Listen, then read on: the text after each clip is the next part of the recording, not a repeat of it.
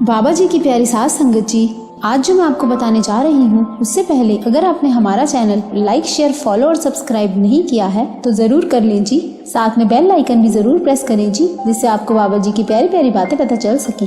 वो कहते हैं ना, तू अगर नवाजे तो तेरा करम है मेरे साहिब, वरना रहमतों के काबिल तो मेरी बंदगी नहीं। साध संगत जी, आज जो मैं आपको बताने जा रही हूँ वो एक एक बात आखिर तक सुनना है। ये बाबा जी का हुक्म है, ये वीडियो पूरा सुनना है, क्योंकि आज इस वीडियो में लिया गया हर उदाहरण हम सबकी जिंदगी बदल देगा। साध संगत जी, ये ऐतिहासिक घटना है। एक बार की बात है, सुखदेव मुनि इतना तपस्वी कि कई साल तक समाधि से नहीं उठा, यहाँ तक कि पक्षियों ने भी उसके सिर पर घोंसला बना लिया था। इतना तप करने के बाद भी उसे कोई प्राप्ति नहीं हुई, अवस्था वही की वही। तो उसके पिता ने उसको समझाया कि जाकर राजा जनक को अपना गुरु बना ले।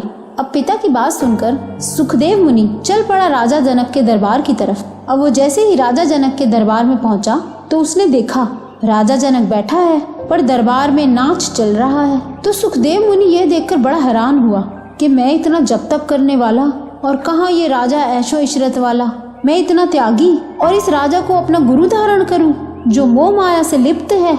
नाम तो इस राजा का बहुत सुना था, पर ये तो और राजाओं की तरह पूरी ऐशो इशरत में महलों में बैठा है।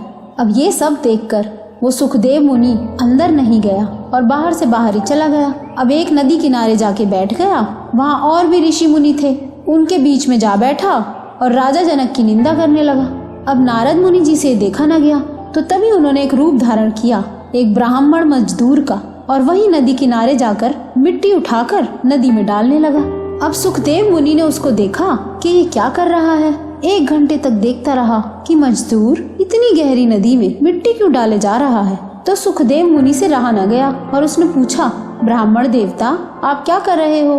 तो नारद मुनि जी, जो ब्राह्मण देवता के भेष में थे, उन्होंने कहा, मैं नदी में पुल बना रहा हूँ। अब सुखदेव मुनि बोला, तुझे इतनी भी अकल नहीं है, ऐसे मिट्टी डालने से कोई पुल बनेगा। मैं तो हैरान हूँ, 1 घंटे से तू इसीलिए मिट्टी डाल रहा है कि यहाँ पुल बनेगा। मैं इतनी देर से तुझे देख रहा हूँ कि तू मिट्टी डाल रहा है, मुझसे रहा न गया और इसलिए मैंने तुझसे पूछा। तो वो ब्राह्मण रूपी नारद मुनि बोले, तुझसे मेरी 1 घंटे की व्यर्थ की मेहनत नहीं देखी गई, तो मैं कैसे देख सकता था कि तू इतने साल का तप राजा जनक की एक एक निंदा करने में गवा रहा है। साध संगत जी, हम जब भी महापुरुषों की संगत में बैठे होते हैं और अपनी परेशानियों के बारे में बता रहे होते हैं, तो हमारी परेशानियों में एक सवाल कॉमन होता है कि बाबा जी सुबह उठकर भजन भी करते हैं, पूरा टाइम देते हैं, पर कोई काम सिद्ध नहीं हो रहा है। तो बाबा जी का सबसे पहला यही सवाल होता है कि कहीं निंदा तो नहीं करते। उदाहरण के तौर पर आप डॉक्टर के पास जाते हो तो डॉक्टर दवाई के साथ परहेज जरूर बताता है, क्योंकि दवाई भी तभी असर करती है जब परहेज किया गया हो। अब यहाँ दवाई है नाम और परहेज है निंदा। जिस तरह डॉक्टर परहेज को दवाई से भी ज्यादा जरूरी बताता है, उसी तरह गुरबाणी में सख्ताई से जो परहेज बताया गया है वो है निंदा। पर हमें ये निंदा करने में बहुत ही रस आता है। हम बहाना ढूंढते हैं कि कोई मिले तो सही, और फिर किसी तीसरे से उसकी निंदा करते हैं, जिससे हमें लेना देना नहीं है उसकी भी निंदा करते हैं। गुरबाणी में इस बात की सख्ताई से मनाई है। बाणी कहती है, जे ओ 68 तीरथ नावे, जे ओ 12 सिला बुझावे, जे ओ कूप तटा दीवावे, करे निंद सब बिरथा जावे। अगर कोई कितना ही तीर्थों का स्नान कर ले, कितने मंदिरों चारों धामों के दर्शन कर ले, चाहे कितने कुएं खुदवा दे, कितने ही पुण्य कर्म कर ले, पर ये सब करने के बाद अगर एक से भी निंदा कर दी तो सब खत्म हो जाएगा। अगर किसी के पास बहुत गुण है कि वो अपना चाहे सब कुछ सेवा में डाल दे, चाहे वो धन की सेवा हो या तन की सेवा हो, पर अगर ऐसा इंसान जो कितना ही अच्छा सेवादार हो, सब कुछ अच्छा करता हो, पर अगर उसने किसी की भी निंदा कर दी तो सब खत्म हो जाएगा। अगर 2.5 घंटे भजन सिमरन के बाद 2.5 मिनट भी किसी के बारे में गलत बोल दिया या निंदा कर दी, तो वो 2.5 घंटे भजन सिमरन का फल और पता नहीं कितने भजन सिमरन का फल खत्म हो जाएगा।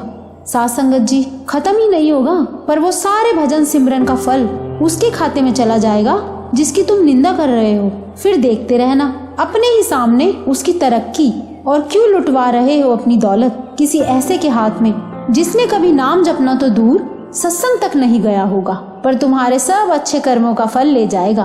बाणी कहती है, काम क्रोध लोभ मोह अहंकार ये घड़े में एक ऐसे छेद की तरह हैं कि हम जो भी नाम की कमाई से इकट्ठा करते हैं तो वो काम, क्रोध, लोभ, मोह, अहंकार जैसे छेदों की वजह से थोड़ा थोड़ा घड़ा खाली होता रहता है। भजन सिमरन से घड़ा भरता है तो इन 5 अवगुणों की वजह से थोड़ा खाली होता रहता है। लेकिन बाबा जी समझाते हैं कि निंदा तो ऐसी है जैसे घड़े का टूटा हुआ तला।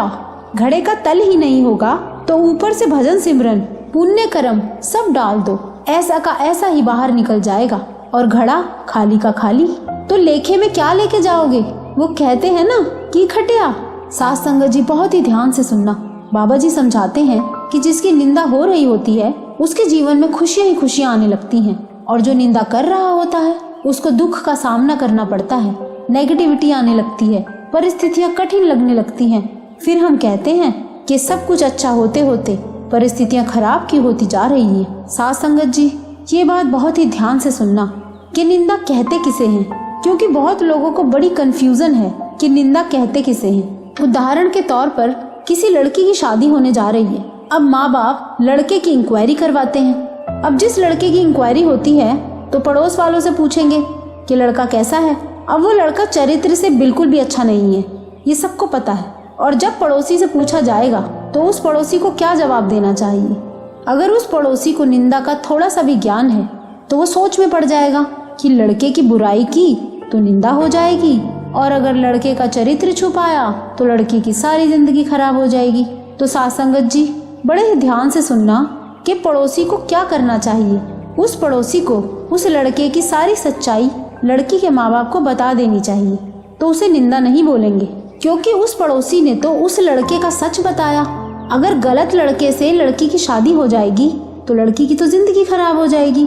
तो यहाँ वो मालिक, वो परमात्मा इंसान का भाव देखता है कि क्या हम किसी की बुराई उसको नीचा दिखाने के लिए या किसी दूसरे की जिंदगी बचाने के लिए उसको चेता रहे हैं। अगर हम 4 लोगों के बीच किसी की निंदा सिर्फ उसको नीचा दिखाने के लिए करते हैं तो उसकी कोई माफी नहीं है। किसी ने किसी का गलत भी किया है तो भी उसकी बुराई या निंदा नहीं करनी है, और अगर किसी ने गलत नहीं किया तब भी उसकी निंदा अगर करते हैं तब तो कोई भी माफी नहीं है। यहाँ बाबा जी एक और उदाहरण से समझाते हैं, बड़े ही ध्यान से सुनना। एक बार बाबा जी के पास एक सेवादार आया और बोला, बाबा जी वो फला फला आदमी आपकी बड़ी निंदा करता है, वो तो नरकों में ही जाएगा। तो बाबा जी बोले, वो नरकों में जाए या ना जाए पर तू नरकों में जरूर जाएगा। अब वो सेवादार घबरा गया और बोला, बाबा जी मैं क्यों जाऊंगा?